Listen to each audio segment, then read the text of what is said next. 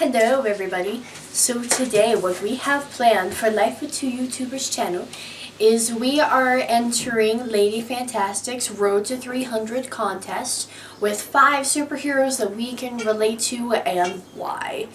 Here we go.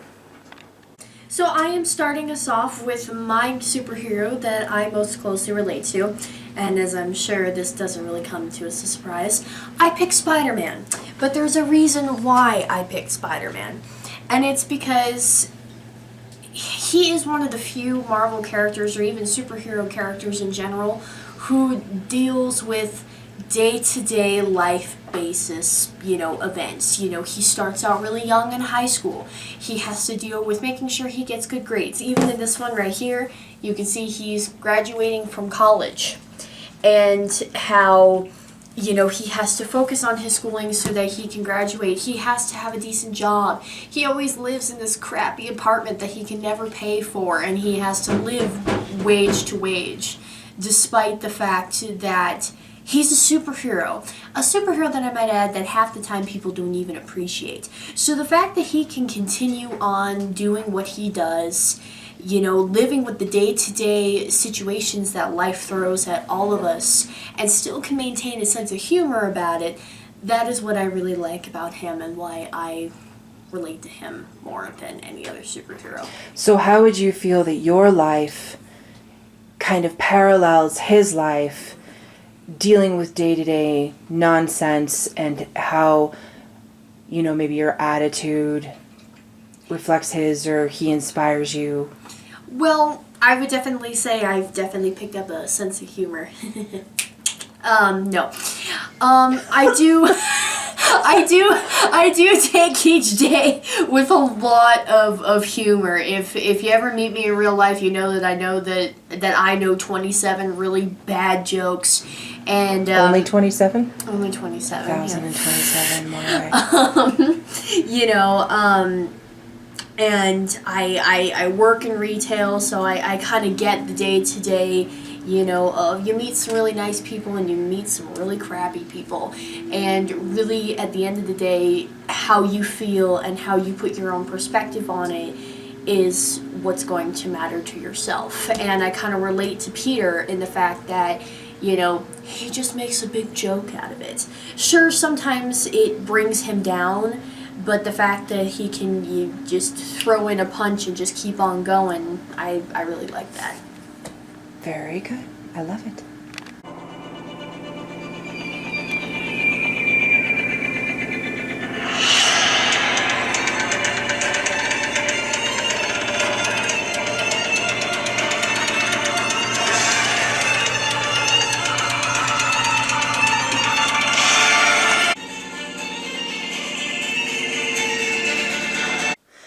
Well, I think we can guess who the next hero that was selected is. The Flash. The Flash. So, basically, why I chose the Flash as my hero is because he triumphs through many challenges, and no matter how hard they get, sometimes he can just get through them, and it's pretty cool. So I think I can relate to that with, school and stuff, how people are always like, oh, your YouTube channel, and I'm just like, you know what? I don't care anymore. It's my deal, and I can triumph through it. So perseverance. Mm-hmm. Barry perseveres, and that inspires you to persevere yourself. Yeah. Yeah. Okay. Mm-hmm. Just don't carry unrequited love for a woman for the next 30 years. Yeah.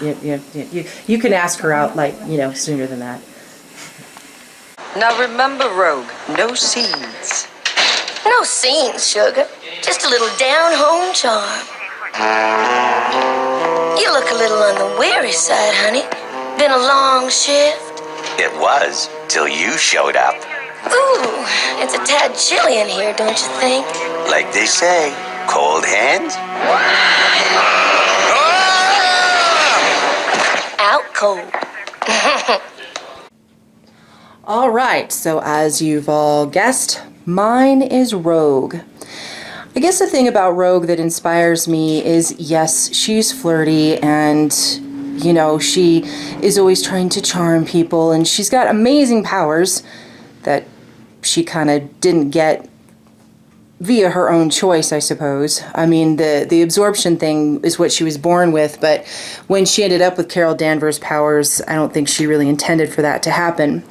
The thing about Rogue that I really like is, she's just a really, really lonely and isolated person. And I can kind of relate to that because of the way I was brought up in foster care, and, being alone is not fun. But she still uses her powers for good and overcomes her inner darkness, I suppose. And then she tries to have a little bit of fun with it. And, tries to do the right thing and overcome harsh odds. And, I just really like Rogue. I think she's a fun character and she's super cool. Our fourth hero is, of course, Batman. Now, as much kidding as we do about Batman, he probably is, I would say, our family favorite. Yes, we mock him with Bat-Ton and, It's not and mockery. such. It's great. But I remember when I first saw Batman, the animated series, when it was on TV, and I just thought that was the coolest thing in the universe. And then, of course, when it came out on DVD, I had to torture my monkeys with it. It was really good. Well, It is really good. We all love the series. well, I probably know every episode by heart. I I don't am know that you vengeance. guys know every first episode season, by heart. First season, I know pretty much by heart. Afterward, you start to lose me. I'm like, wait, that's an episode? Oh, yeah. Wait, that's an episode. Well, because then they did the Batman Superman crossovers, and then of I course know all the Justice Batman League, Superman crossover and then ones, Justice League yeah. Unlimited, which is more these guys' experience with it. I don't think that makes you Batman. This is Batman. Okay, there you go. That could be your symbol in the sky, a sparkly pink.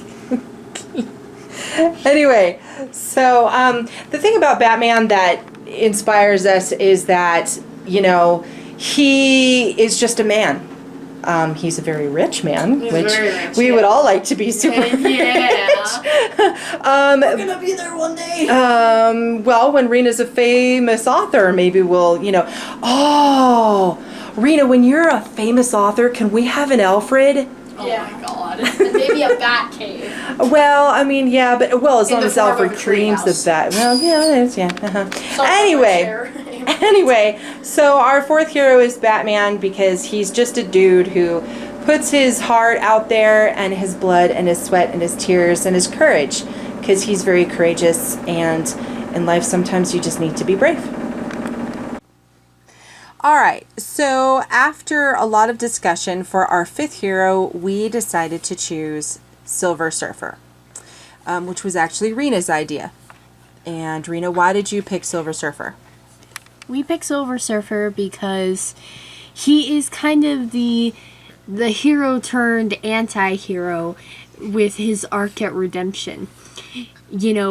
On his home planet, he basically lends his life and his soul to Galactus to save his home planet, and then proceeds to help Galactus kill a bunch of other worlds, and Which was not his intention. No, His intention was pure and he wanted to save his planet, but then, he went down a really, really dark path. yeah, and it's not until he reaches Earth that he kind of gets his redemption arc. He finds himself again.